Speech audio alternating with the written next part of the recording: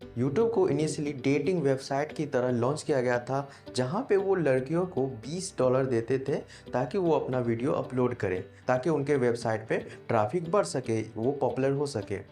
YouTube आज दुनिया की सबसे बड़ी वीडियो शेयरिंग प्लेटफॉर्म है। तो आपने एप्पल, अमेजॉन, गूगल और टाटा जैसे कंपनी के शुरुआत के बारे में ज़रूर जाना होगा, नहीं जाना कहीं कहीं ना कहीं ज़रूर सुना होगा कि इसकी शुरुआत ऐसे हुई थी, इतने समय पुराने समय में हुआ था, ऐसे ऐसे गैराज से हुआ था। उसी तरह से क्या आपने यूट्यूब के बारे में कभी सुना है कि किस तरह से यूट्यूब की शुरुआत हुई थी? तो नमस्कार, मेरा नाम है सुमित और तो बिना देरी किए चलिए शुरू करते हैं। ये जो स्टोरी है यूट्यूब, जिसकी शुरुआत एक गैराज में हुई थी, आज वो इतना बड़ा मल्टी बिलियन डॉलर कंपनी बन चुका है। तो इसके बारे में जानते हैं। तो इसकी जो शुरुआत हुई थी, शुरुआत में 3 दोस्त थे, चैड हर्ली, स्टीव चैन और जावेद करीम, जिनकी मुलाकात आपस में एक अमेरिकन बैंकिंग सर्विस जो थी पेपल, जिसके बारे में आपको भी पता होगा, तो वहीं काम करते हुए इनकी जो मुलाकात होती है आपस में। इनका वैसे एजुकेशनल बैकग्राउंड जो था वो थोड़ा अलग अलग था। जैसे कि जो इन तीनों दोस्तों में जो चैड हर्ली जो थे, उन्होंने अपना जो एजुकेशन पूरा किया हुआ था या फिर एक तरह से जो डिग्री कंप्लीट किया हुआ था, वो किया हुआ था यूआई यूएक्स जो डिज़ाइन होता है, जिसपे कोई ऐप का जो इंटरफेस वगैरह उस चीज़ों में जो चैड हर्ली जो थे उन्होंने अपनी पढ़ाई पूरी करी थी। और जो स्टीव चैन और जावेद करीम, उन्होंने अपना जो कंप्यूटर साइंस में करा हुआ था। जिस साल वो आपस में मिलते हैं उसी साल वो डिसाइड करते हैं कि वो अपना जॉब क्विट करेंगे, मतलब जॉब अपना छोड़ देंगे और उसके बाद वो अपना कुछ नया क्रिएट करेंगे। वो आपस में बातचीत करते हैं और उसके बाद वो एक वेबसाइट क्रिएट करते हैं जो कि एक डेटिंग वेबसाइट थी। और चूंकि डेटिंग वेबसाइट है तो आप गेस कीजिए कि किस दिन वो लॉन्च करना चाहेंगे। ऑफ कोर्स 14 फरवरी 2005 को वो अपना डेटिंग वेबसाइट जो है वो लॉन्च करते हैं, जिस पे लोग अपना वीडियो शेयर कर सकते हैं। तो जो जावेद करीम जो थे वो अपने एक इंटरव्यू के दौरान यह कहते भी हैं कि उनको शुरुआत में यही पता नहीं था कि जो इन्होंने बनाया है इसको क्या कह करके लोगों को डिस्क्राइब करें कि यह हमने एक ये बनाया है। तो वो इसलिए उन्होंने कहा कि यह एक डेटिंग वेबसाइट है। इसलिए उन्होंने एक स्लोगन भी चलाया हुआ था, ट्यून इन हुकअप। इसीलिए यह काम कैसे करता था, इनिशियली ये जो वेबसाइट बनाई गई थी वो ऐसे यूजर्स के लिए बनाई गई थी जो कि जैसे कि कोई आदमी है, वो अपना एक वीडियो बना करके इस वेबसाइट पे डालेगा और कोई दूसरा यूजर जो है वो इस वीडियो को देख करके ये डिसाइड करेगा कि हाँ, इसके साथ डेट पे जाया जा सकता है या नहीं जाया जा सकता है। तो सेम उसी तरह से कोई भी आदमी ऐसा कर सकता था, वो भी फ्री में। लेकिन शुरुआत में इतना वो चल नहीं रहा था, इसलिए उन्होंने, जो इसके फाउंडर्स जो थे, वो करते हैं कि जो लड़कियां जो होती हैं उनको $20 देती हैं ताकि वो अपना वीडियो बनाकर इस प्लेटफॉर्म पे पब्लिश करें। उसके बाद एक टर्निंग पॉइंट आता है, जिसके बाद वो लोग सब कुछ ट्राई कर लेते हैं, लोग उस पे लेकिन लोग उस पे वीडियो अपलोड कर ही नहीं रहे थे। इसीलिए एक दिन ये लोग 2004 का एक इंसिडेंट था, super ball half time show का एक इंसिडेंट था, उसके बारे में ये लोग सर्च कर रहे थे, लेकिन उनको वो यह वीडियो मिला ही नहीं। तब इनको यह रियलाइज होता है कि कोई ऐसा एक प्लेटफॉर्म है ही नहीं जिस पे लोग अपना वीडियो शेयर कर सकते हैं। इसीलिए उसी समय पे ये लोग डिसाइड करते हैं कि कुछ नहीं से अच्छा है कुछ भी डाला जाए। तो इसीलिए उन्होंने कोई सा वीडियो डालने का सोचा और जो एरोप्लेन जो होता है उसका वो टेक ऑफ करता है और जब वो लैंड करता है, इन सारी चीज़ों का जो वीडियो वो उन्होंने बनाकर डालना शुरू कर दिया और यह कुछ हद तक काम भी कर रहा था। और उसके बाद इसको प्राइमरी वीडियो शेयरिंग वेबसाइट बना दिया, जो कि पहले डेटिंग वेबसाइट के नाम पे चलता था। इस पे मतलब कि लोग आए और किसी भी टाइप का रैंडम वीडियो अपलोड कर सकते थे। जिसके बाद 23 अप्रैल 2005 को जावेद करीम पहले भी ऐसे यूट्यूबर बनते हैं जो कि अपना वीडियो अपलोड करते हैं। और जो वीडियो अपलोड करते हैं शायद आपने देखा भी होगा, जो कि एक टाइटल करके है, मी एट द जू, और पीछे में जो कुछ एलिफेंट्स वगैरह जो रहते हैं और उनके जो सूंड वगैरह को ये कुछ बता रहे थे उस एलिफेंट्स के बारे में। तो यह देखने के बाद बहुत सारे लोगों को लगा कि अरे ये तो मैं भी कर सकता हूँ। उसके बाद यूट्यूब का नया जन्म होता है, जब वो इस चूँकि यह पहले डेटिंग वेबसाइट हुआ करती थी, इसलिए इसको फिर से रीलॉन्च किया गया। और रीलॉन्च करने के बाद मई 2005 से इसको बीटा फेज में इसको पब्लिकली अवेलेबल कर दिया गया। बीटा फेज मतलब क्या होता है, एक तरह से जैसे कोई भी नई चीज़ जब मार्केट में लाई जाती है तो लाने से पहले उसको बीटा फेज में डाला जाता है कि ताकि उसको टेस्ट कर दिया जाए कि मतलब वो सब कुछ प्रॉपर ढंग से काम कर रहा है या नहीं कर रहा है। उसके बाद कुछ वीडियो जो है उस पर वायरल भी हुए और लगभग उस पर 30,000 डेली विजिटर्स भी आने लगे। अब चूंकि इतना ज़्यादा वो वेबसाइट वो ग्रो कर रहा था और लोग उस पर रोज़ रोज़ इतना ज़्यादा लोग आ भी रहे थे, तो एक तरह से वेबसाइट एक्सपेंड कर रहा था।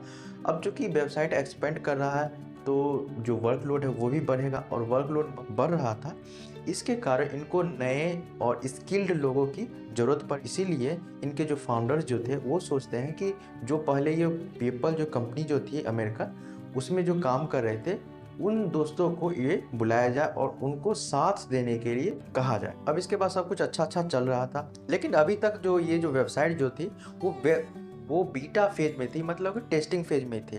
लेकिन 15 दिसंबर 2005 को इसको क्या किया जाता है, बीटा फेज से ख़त्म कर दिया जाता है और पब्लिकली अवेलेबल कर दिया जाता है, जिसपे कोई भी आदमी इस पे वीडियो अपलोड कर सकता है और कोई भी आदमी आगे वीडियो इस पे देख सकता है। पब्लिकली अवेलेबल करने के बाद ही लगभग इस पे 2 मिलियन पर डे व्यू आने लगे, और उसके बाद मार्च 2006 तक इस पे लगभग 25 मिलियन वीडियोज इस पे अपलोड हो गए थे। अब चूंकि इस पे वीडियो अपलोड हो रहे थे तो रैंडमली कोई भी लोग कुछ भी वीडियो डाल रहे थे, जिसके कारण अब YouTube को कॉपीराइट का प्रॉब्लम बहुत ज़्यादा फेस करना पड़ रहा था। क्योंकि कोई भी जो म्यूजिक कंपनी है या फिर जो वीडियो कंपनी है जो बनाती थी, वो अगर वो जो म्यूजिक है या वीडियो है वो अगर कोई इस पर डाल देता था तो क्या हो जाता था कि वो कॉपीराइट के अंदर आ जाता था, जिससे कि कॉपीराइट का इशू बहुत ज़्यादा हो रहा था।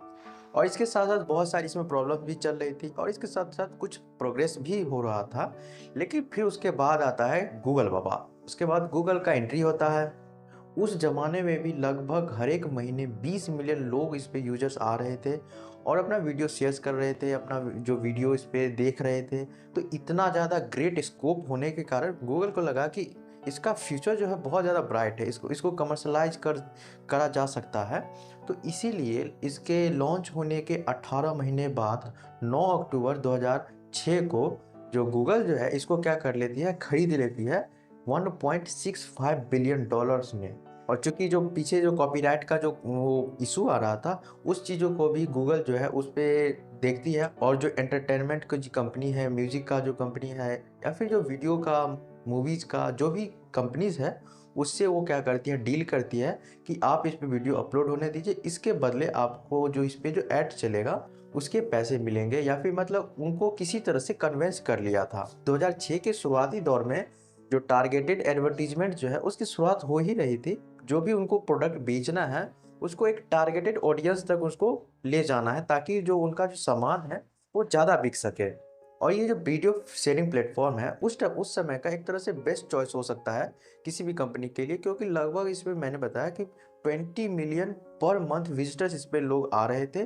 तो इसीलिए वो ये जो एडवर्टीजमेंट का जो आइडिया है वो इस कंपनी को भी आता है।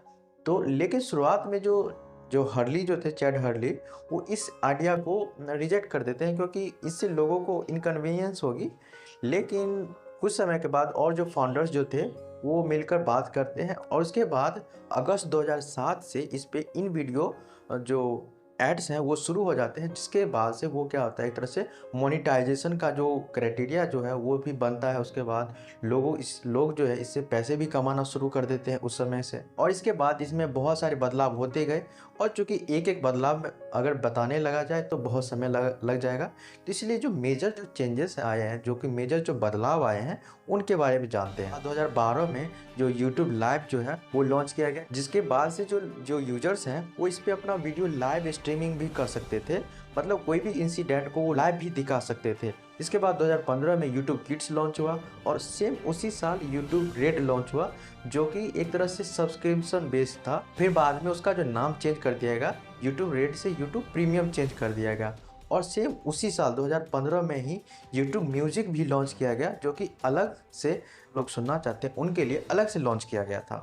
और शायद यही सब कारण था जिसके कारण 2019 में जो YouTube का टोटल एड रेवेन्यू जो था वो 14 बिलियन डॉलर्स, मतलब 14 बिलियन डॉलर्स थे। और बढ़ते ट्रेंड को देखकर YouTube ने भी सोचा कि क्यों ना अपना भी एक तरह से एक शॉर्ट वीडियो का प्लेटफॉर्म लाया जाए।